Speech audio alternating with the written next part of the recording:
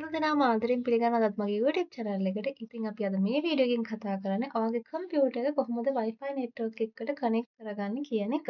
හරි. එතකොට ඒ සඳහා ඔයාලට අවශ්‍ය වෙනවා මෙන්න මේ screen එකේ දකුණු කෙළවරේ මෙන්න මෙතන මේ තියෙන icon එක ක්ලික් කරන්න ඕන. ඔයාලට ඒ icon එක ක්ලික් කරපුවාම එනවා මෙන්න මේ විදිහේ window එකක්.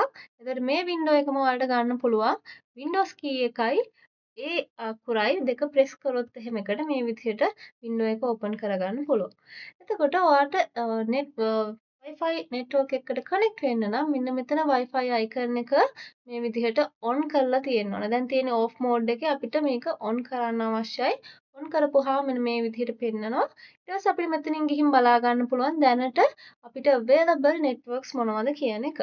ඒකල්ලා අපිට අවශ්‍ය අපි කනෙක්ට් වෙන network එක මේ විදිහට තෝරලා ඊට පස්සේ අපි මෙන්න මෙතන connect කියන මෙන්න මේ බටන් එක ක්ලික් කරන්න ඕන. එතකොට එනවා ඔයාට ඒ අදාළ Wi-Fi එකේ password එක දෙන්න. එතකොට මේ විදිහට password එක දීලා next කරාට පස්සේ මොකද වෙන්නේ? ඔයාලට පේනවා මෙතන අර icon එක මේ විදිහට දැන් මේ Wi-Fi icon එකට මාරු වෙලා තියෙනවා. ඒ කියන්නේ දැන් මේ Wi-Fi network එකට දැන් connect වෙලා තියෙනවා.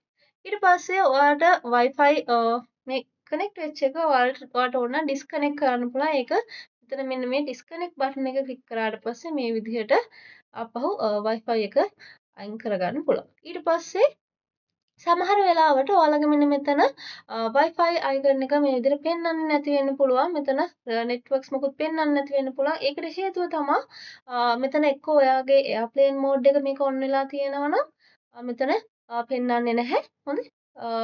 ඊට පස්සේ අපි එතකොට ඒක අනිවාර්යෙන්ම airplane mode එක off එකේ තියෙන්න ඕන.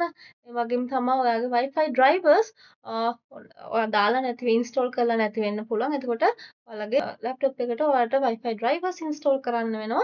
ඒ වගේම තමයි ඔයා පාවිච්චි කරන්නේ desktop computer එකක් නම් එතකොට අනිවාර්යෙන්ම Wi-Fi adapter එකක් ඔයාගේ desktop computer එකට connect කරලා තියෙන්න ඕන. එහෙම නැත්නම් මෙන්න මේ Wi-Fi option එක available වෙන්නේ නැහැ.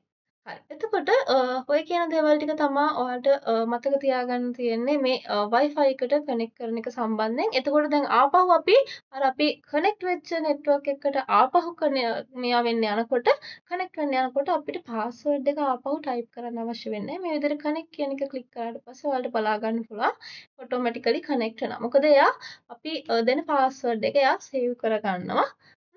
එතකොට මේ විදිහට ඔයාලට පුළුවන් Wi-Fi එකට කනෙක්ට් වෙන්න. එතකොට අපි වෙන වීඩියෝ එකකින් නැවත